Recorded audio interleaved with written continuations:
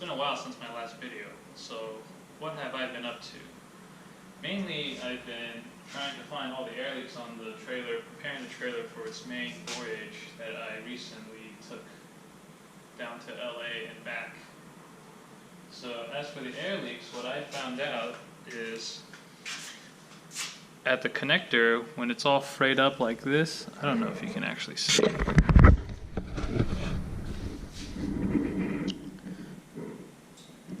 Can you see that? The connector, when it bites, sometimes, I don't know what I do, if I try to yank on it or turn it or something, will cut into the tube and it will start leaking from there.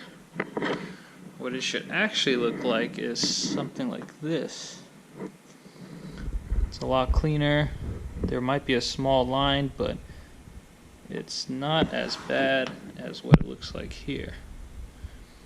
So that has been my main source of leakage, air leakage. But even still, I still seem to have a small leak, mostly on that one.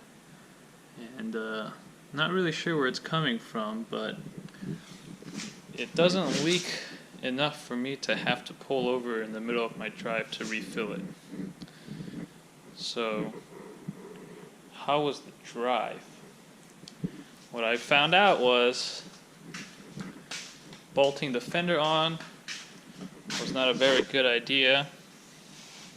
This fender here rattled off and flew away at some point on my trip. I have no idea where it went. The fender on this side snapped off completely, and from what I can tell is basically from not finishing my welds. I just left it tacked and totally forgot it looks like. My spare tire also tried to take a trip. There's the tire.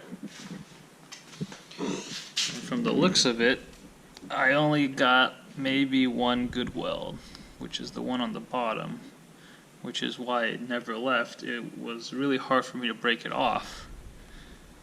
But up here, it looks like I got plenty of porosity, which is why it was so weak and absolutely no penetration for some reason. So I ordered new fenders, so I'm gonna have to make new fenders. I'll probably weld it on, and then I'll fix this tire mount and probably reinforce it somehow. But that's about all that went wrong with the trip. The dampers don't seem to work quite well. They're fairly underdamped, so I need to look into finding a new replacement for the damper. But beyond that, I think everything went quite smoothly. There are some improvements I would like to make that I might make a new video out of. Some of these tires have a little camber on them, and my guess is it's because of this axle thing. It might not be dead center on this plate, and the hole in the plate that it goes through might be fairly oversized compared to the size of this bolt or axle. So I might need to make a tapered washer looking thing on for all 4 tires, so all 8 sides, to try to center this axle so this wheel isn't so cambered all the time. So I might make a follow-up video trying to fix all the problems I ran into or noticed while taking this trailer on its main voyage from SF to LA and back. But anyway,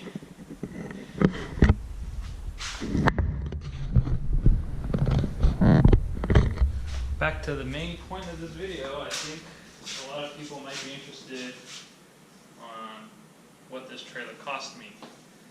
And so guess I'm going to go over that really quick, and there's really quick breakdown of what this cost. So for all the steel, it cost me about $2 grand for steel. All the trailer components that makes it roll, at least, not including the airbag system, so all the trailer coupling jacks, all that stuff, all 4 wheels, all the trailer brakes, and all the safety stuff for the trailer was about $2.5 grand. The airbag system, so the airbags themselves were about $1 grand, and the rest of the airbag system was about $1.5 grand. So that includes all the gauges, all the 2 air compressors that's inside, the air tank, the air manifold, controller, all the tubes that need to be used to run the airbag, and all the fittings. So the whole air system was about $2.5 grand. It was about $200 something to paint the whole thing. It was about $500 in electronics, so all the wiring harness, like the trailer plug, the battery, all the weird grommets and stuff I needed, crimps, all the light fixtures, so the LED lights, side light markers, and the tail light in the back, and the light for the license plate. And there's a list of miscellaneous stuff, so all the hardware, things like the toolbox, winch, the jack I left inside, all that stuff was about, I don't even didn't even went over to categorize all of them, was about $2 grand. So this trailer altogether cost me about $10 grand to build, and I guess for a trailer like this it isn't that bad, given aluminum trailers like Futura starts at $1,400, and other steel trailers similar to this design or this functionality using airbags, this also probably starts around $1,400, so not bad for a COVID project, I suppose. So what's next?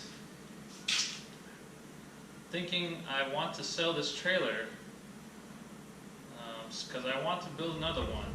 So if anyone's interested in buying this trailer, I guess message me on Instagram and we can talk about it, because I'd like to build another one, but I don't want to build another one with this one already taking up so much space in my house.